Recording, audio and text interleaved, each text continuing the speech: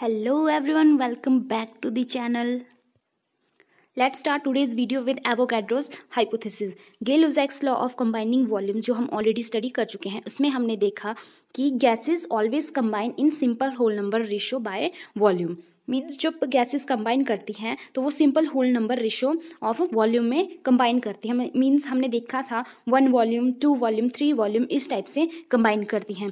तो जो Italian chemist थे अमेडो एवोगैड्रो, उन्होंने एस्टैब्लिश करा था relationship between volume of a gas and उस गैस में कितने नंबर ऑफ मॉलिक्यूल्स होंगे under given condition of temperature and pressure. और ये जो उन्होंने हाइपोथेसिस दी थी या रिलेशनशिप दिया था, इसको नाम दिया गया था एवोगैड्रोस हाइपोथेसिस।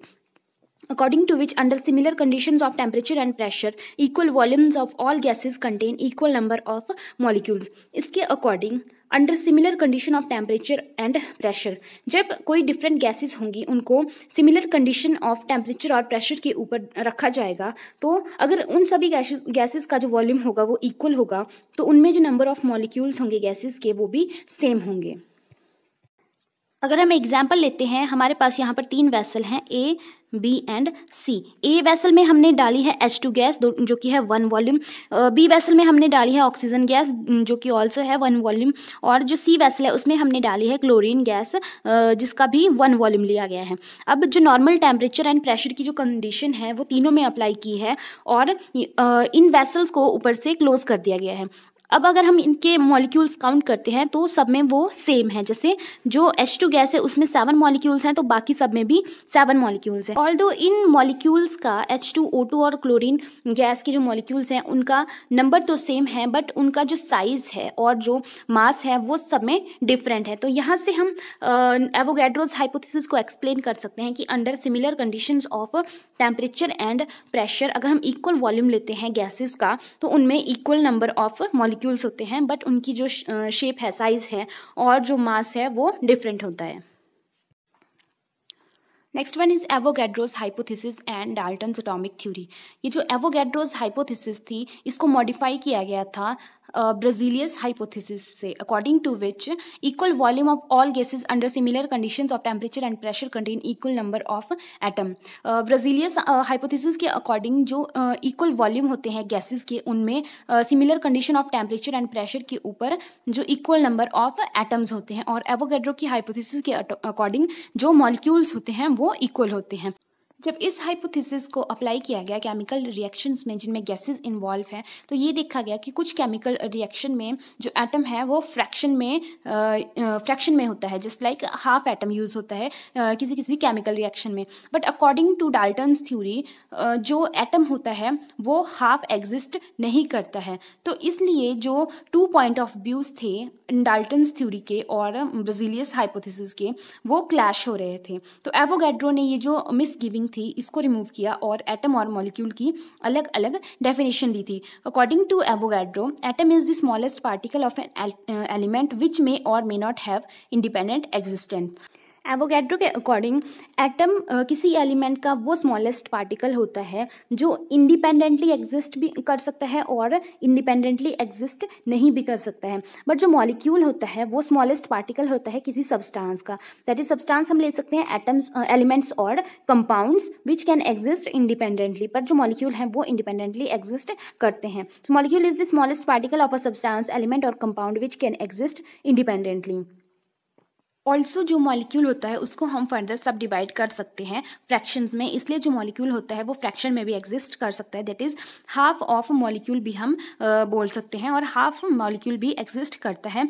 बट जो एटम है उसके लिए ये बात ट्रू नहीं होती है कि हाफ और एटम एग्जिस्ट नहीं करता है। तो इसलिए जो एवोगैड्रोस हाइपोथेसिस थी वो अलग थी डाल्टन्स थ्योरी से, इसलिए दोनों बातों ने क्लैश नहीं किया। एवोगैड्रोस हाइपोथेसिस थी, इसको हम एग्जाम्पल से एक्सप्लेन कर सकते हैं। अगर हम 1 वॉल्यूम लेते हैं हाइड्रोजन का और 1 वॉल्यूम लेते हैं क्लोरीन का, जब हमने उनको मिक्स किया तो हमारे पास आगे 2 volume of hydrogen chloride gas.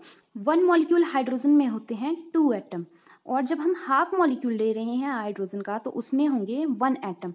वैसे ही जो क्लोरीन है वो भी डायटोमिक होती है, तो जब हम 1 मॉलिक्यूल ले रहे हैं क्लोरीन का तो उसमें होंगे 2 एटम्स, और जब हमने हाफ क्लोरीन कर दिया तो उसमें होंगे 1 एटम।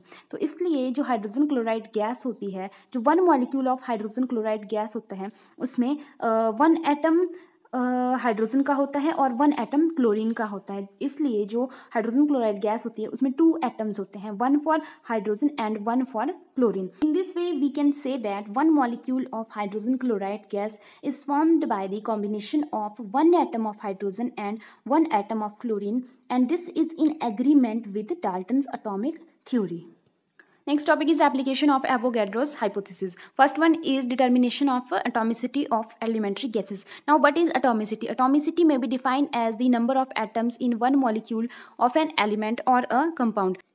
एक कंपाउंड या एक जो एलिमेंट होता है उसके एक मॉलिक्यूल में कितने एटम्स होते हैं उसको एटॉमिसिटी बोलते हैं। फॉर एग्जांपल जो हाइड्रोजन होता है वो H2 की फॉर्म में होता है, तो मीन्स उसमें 2 एटम्स होते हैं। 1 मॉलिक्यूल ऑफ हाइड्रोजन में 2 एटम्स होते हैं, इसलिए उसकी एटॉमिसिटी 2 होती है। ऑक्सीजन O2 की फॉर्म में होता है, तो मीन्स उसमें भी 2 एटम हैं, तो इसकी एटॉमिसिटी भी 2 है। O3 में 3 एटम्स हैं, तो इसकी एटॉमिसिटी 3 है। P4 में 4 एटॉमिसिटी है। S8 में 8 एटॉमिसिटी है। सिमिलरली अगर हम कंपाउंड्स की बात करते हैं, जस्ट लाइक HCl है, तो इसमें एक जो एटम है वो हाइड्रोजन का है और एक क्लोरीन का है, तो इसकी एटॉमिसिटी भी 2 है। सिमिलरली NH3 की एटॉमिसिटी 3 है और CH4 की एटॉमिसिटी 4 है। The atomicity of elementary gases like hydrogen, oxygen, chlorine, nitrogen etcetera which contain the same type of atoms can be calculated with the help of Avogadro's law. तो ये जो elementary gases होती हैं, nitrogen, hydrogen, oxygen, chlorine, इनमें same type of atoms होते हैं, तो इनको हम एवोगैड्रोस लॉ से कैलकुलेट कर सकते हैं। अब इसको एक्सप्लेन करने के लिए अगर हम एग्जाम्पल लेते हैं, जैसे हमारे पास हाइड्रोजन और ऑक्सीजन होते हैं, जब वो कंबाइन करते हैं तो वाटर बनता है। तो इसमें अगर हम हाइड्रोजन ऑक्सीजन की एटॉमिसिटी निकालते हैं तो उसको हम निकालेंगे एवोगैड्रोस लॉ से। उसको कैसे निकालेंगे? हमने ले लिए हाइड्रोजन के 2 वॉल्यूम्स, ऑक्सीजन का ले लिया 1 वॉल्यूम और हमारे पास बन गया वाटर वेपर। जैसे हमारे पास आ जाता है 2H2 plus O2 give rise to 2H2O। तो यहाँ पर हाइड्रोजन के हैं 2 वॉल्यूम मीन्स 2 मॉलिक्यूल और ऑक्सीजन का है 1 मॉलिक्यूल, वैसे ही हमारे पास बन गया 2 molecule of water. By applying Avogadro's hypothesis 1 volume is equals to n molecule. यहाँ पर हाइड्रोजन की 2 वॉल्यूम है, that means 2n molecules. Oxygen का 1 वॉल्यूम है, that is n molecules, and water vapour के 2 वॉल्यूम बने हैं, दैट इज 2n मॉलिक्यूल्स। और 2n molecules equals to 2 molecules, और similarly n molecules is equals to 1 molecule, and 2n molecules also equals to 2 molecules। अगर हम इनको half कर देते हैं तो 2 molecules का हो गया 1 molecule और 1 molecule का हो गया half molecules, and also 2 molecules का हो गया 1 molecule। यहाँ से हम देख सकते हैं कि 1 molecule जब वाटर वेपर बन रहा है तो उसमें यूज हो रहा है 1 molecule of hydrogen and half molecule of oxygen. अगर हम वाटर के 1 मॉलिक्यूल का मॉलिक्यूलर मास निकालते हैं तो वो होता है हमारे पास 18 AMU। अब हमने बोला कि जो 1 मॉलिक्यूल वाटर वेपर होते हैं वो मिलकर बना होता है 1 molecule of hydrogen means 2 atoms और हाफ मॉलिक्यूल ऑफ ऑक्सीजन। तो अगर हम यहाँ से माइनस कर दें 2 एटम्स तो हमारे पास आ जाता है 16 AMU। तो एक एटम होता है ऑक्सीजन का, उसका वेट होता है 16 AMU। तो यहाँ से हम देख सकते हैं कि जो हाफ मॉलिक्यूल होता है ऑक्सीजन का, उसमें हमारे पास सिर्फ एक एटम प्रेजेंट है। तो वैसे ही जो एक मॉलिक्यूल हो गया ऑक्सीजन का, अगर हाफ में एक एटम है तो 1 मॉलिक्यूल में हो गया हमारे पास 2 एटम। इस टाइप से हम कैलकुलेट कर सकते हैं कि जो ऑक्सीजन है उसकी एटॉमिसिटी 2 है। Now, second application of Avogadro's hypothesis is determination of relationship between molar mass and vapor density of a gas. Now, what is vapor density? Vapor density of a gas is defined as the ratio between the mass of a certain volume of a gas to the mass of a same volume of the hydrogen under similar conditions of the temperature and pressure. अब जो vapour density होती है किसी gas की, उसको हम बोलते हैं कि जो रेशो होती है जब हम मास लेते हैं certain volume of a gas, किसी गैस का पर्टिकुलर वॉल्यूम का जब हम मास लेते हैं उसको डिवाइड कर देंगे हम सेम वॉल्यूम हाइड्रोजन के मास के साथ, तो वो आ जाएगी हमारे पास vapour density. Here vapour density is equals to mass of VmL of a gas divided by mass of VmL of the hydrogen. मतलब वॉल्यूम हमें दोनों गैसेस का, जो हम गैस ले रहे हैं और जो हाइड्रोजन हमने ली है, उनका हमें सेम लेना है और उन वॉल्यूम का हमें मास लेना है और उनको डिवाइड कर देना है, तो हमारे पास आ जाएगी वेपर डेंसिटी। पर जो कंडीशंस है वो हमारे पास सिमिलर होनी चाहिए टेम्परेचर और प्रेशर की। अब अगर हम एवोगैड्रोस हाइपोथेसिस की बात करते हैं तो एवोगैड्रोस हाइपोथेसिस बोलती है कि under similar conditions of temperature and pressure, जब हम कोई गैसेस लेते हैं तो उनका सेम वॉल्यूम ऑफ गैस लेते हैं तो उनके अंदर जो मॉलिक्यूल होते हैं उनका नंबर भी सेम होता है। तो let we volume of both gases gas and hydrogen contain n molecules under NTP conditions. तो एक हमने गैस ले ली और एक हाइड्रोजन ले लिया, तो दोनों का हमने सेम वॉल्यूम ले लिया और उसमें हमने ले लिया कि उसमें n मॉलिक्यूल्स हैं दोनों में।